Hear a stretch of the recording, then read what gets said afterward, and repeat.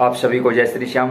कैसे आप सब? उम्मीद है सब अच्छे होंगे। प्रेमियों, आज की इस वीडियो में हम चर्चा करेंगे कि बाबा श्याम की फोटो कहाँ से लेकर आएं, घर में कैसे विराजमान करें और ऐसा क्या करें कि बाबा श्याम हमारी मनोकामना सुनने लगे, हमसे प्रसन्न हो जाएं। एक एक शब्द को ध्यान से सुनना। हो सकता है वीडियो थोड़ी सी लंबी हो जाए, लेकिन किसी भी एक बात को दोबारा रिपीट करके वीडियो को लंबा नहीं करेंगे।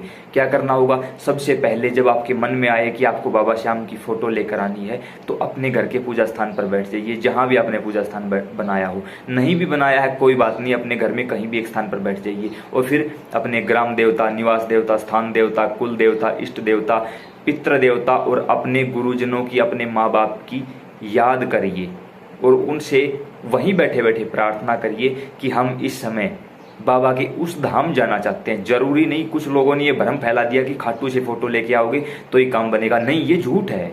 क्या बाबा श्याम सिर्फ खाटू बैठे हैं? अरे हजारों धाम है बाबा की, वो खाटू श्याम नहीं, वो खाटू धाम है।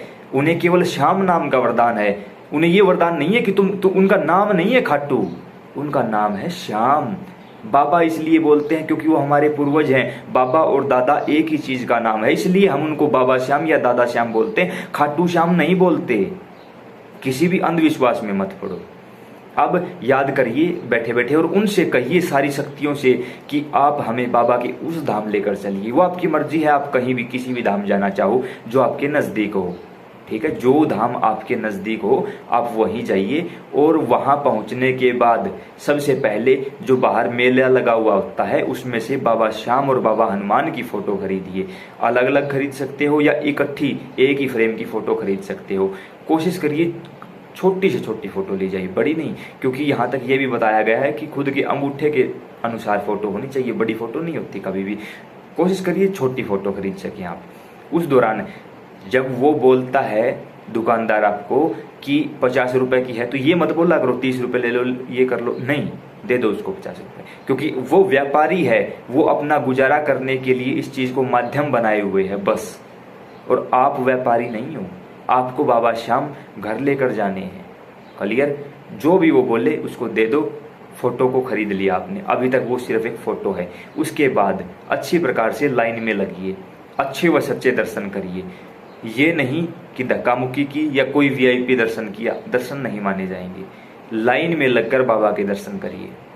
जैसे ही आप बाबा श्याम के सामने जाओ, गलती से भी ये मत बोलना कि ये चीज दिला दे, वो दिला दे, ये परेशानी नहीं। आप वहां बाबा को परेशानी गिनाने नहीं गए हो। पूरी प्रकृति, जिन देवी देवताओं को, ग्राम देवता, स्थान देवता, निवास देवता, इष्ट देवता, पितृ देवता, कुल देवता को आपने याद किया था, वो सभी आपके साथ वहां हैं। वहां जाकर सबसे पहले बाबा श्याम को दोनों हाथ ऊपर उठाकर, एक हाथ में फोटो है वो भी दिखाओ बाबा को, दोनों हाथ ऊपर उठाकर कह दो दूर से ही। जरूरी नहीं कि उस समय आपको खड़ा होने दिया जाए, वहां दूर से ही बोल सकते हो कि बाबा श्याम, संपूर्ण प्रकृति आपके दर्शनों के लिए आई है, उन सभी को दर्शन दीजिए और आप इस फोटो में विराजमान होकर अपने घर चलिए। हमारे घर नहीं, अपने घर चलिए। दूसरा कुछ भी नहीं मांगना है। पहले जो आए हैं उनको दर्शन दीजिए, क्योंकि वो आपको यहाँ लेकर आए हैं, आप नहीं आए हो। संसार देखेगा तो आप आए हो, लेकिन आप यहाँ से नहीं, यहाँ से सोचकर देखो, वो आपको यहाँ लेकर आए हैं।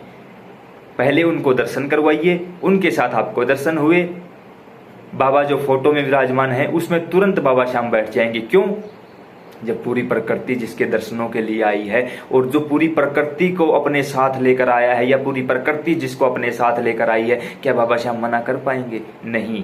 दर्शन करते ही बाबा हनुमान के दर्शन करिए, कंपलसरी है, बाबा हनुमान के दर्शन करिए। बाबा हनुमान को भी यही बात बोलिए, बाबा हनुमान भी मना नहीं कर पाएंगे आपको। दोनों विराजमान हो चुके हैं आपकी फोटो में। वहीं से आदरपूर्वक पूरे शुद्धिकरण के साथ उन्हें अपने घर ले आइए। घर लेकर आपका जहां भी पूजा स्थान है वहां उनको आप विराजमान कर दीजिए। विराजमान करने के लिए क्या करना होगा? सबसे पहले या तो आप बाजार से कोई चौकी खरीद लीजिए। अगर आप नहीं खरीद सकते कोई दिक्कत नहीं, जहां आप घर में बाबा का मंदिर बनाना चाहते हैं, ये नहीं कि काठ का कोई मंदिर बनवाया ऊपर टांग दिया भगवान को, ऐसा बिल्कुल भी नहीं होता। ऐसी पूजा कभी भी स्वीकार नहीं होती। या कोई घर में कोई स्लैब बना हुआ है उसके ऊपर आपने पूजा करना शुरू कर दिया, बिल्कुल भी नहीं। आपका जो घुटना है उससे ऊपर आपका घर का मंदिर नहीं होना चाहिए। अगर है तो वो मंदिर फलीभूत नहीं होगा, वो आपको कोई भी फल नहीं देगा, चाहे आप कुछ भी कर लें। चाहे वो आपकी दुकान हो, चाहे वो आपका घर हो, चाहे कहीं आपका कारोबार हो। आप फोन करके ये मत पूछना कि हमारा तो वहाँ है, तो गलत है, बिल्कुल गलत है। घुटने से ऊपर कभी भी मंदिर नहीं होता, याद रखना इस बात को। अब चौकी नहीं बिछा सकते, नीचे ईंटें लगा दो। पहले उस जमीन को अच्छी तरह से साफ करो, उसके बाद उसके ऊपर चौकी लगा दो। किसी की सहायता लेने की आवश्यकता नहीं, बिल्कुल सिंपल विधि है। उसके ऊपर ईंटें बिछाओ, फिर लाल कपड़ा बिछाओ, वहां बाबा श्याम बाबा हनुमान की जो प्रतिमा लेकर आए हो वहां विराजमान करवाओ और कहो बाबा श्याम बाबा हनुमान आप यहाँ हमेशा के लिए विराजमान होइए। और संपूर्ण प्रकृति से भी प्रार्थना है कि हम कोई वेद मंत्र नहीं जानते, हम सिर्फ इतना जानते हैं कि बाबा श्याम और बाबा हनुमान हमारे अपने इसी घर में आए हैं, हमारे अपने, अब हमारा हो चुका है। वहां केवल हमारा था, लेकिन अब बाबा श्याम और बाबा हनुमान के साथ हमारा हो चुका है।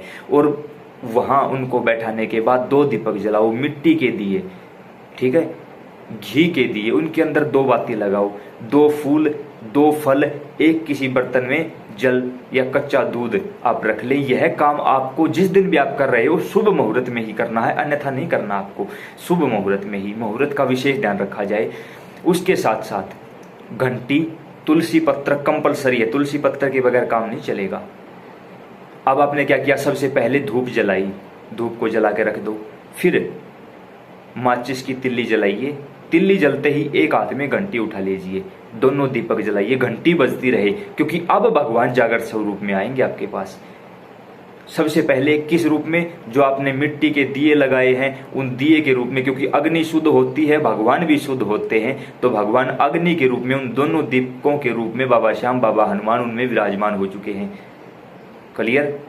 घंटी बज रही है, दोनों फल, दोनों फूल और तुलसी पत्र जो आपके पास है वो रख दीजिए, 2 चीनी के दाने वहीं रख दीजिए, कोई खर्चा नहीं हुआ, बिल्कुल सिंपल चल रहा है।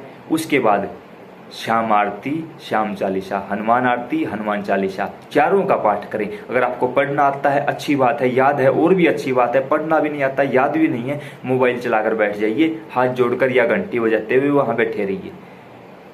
धूप रखी है उससे आरती करिए और बाबा वहां आपके यहाँ बिना किसी खर्चे के विराजमान हो चुके हैं। उसके बाद जल का छिड़काव, कच्चे दूध का छिड़काव करिए।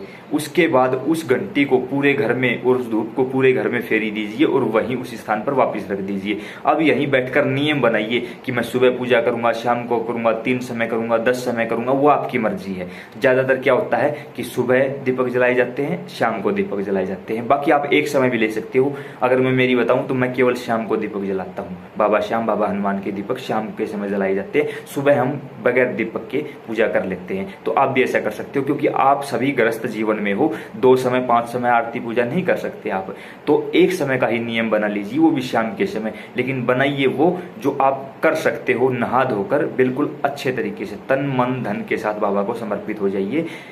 और आपके यहाँ पर बाबा श्याम बाबा हनुमान हमेशा के लिए विराजमान हो चुके हैं। इस वीडियो को अन्य प्रेमियों के साथ भी शेयर करिए, ताकि उन्हें भी पता चले कि फ्री ऑफ कॉस्ट बाबा श्याम को कैसे विराजमान करवाना है। जय श्री श्याम।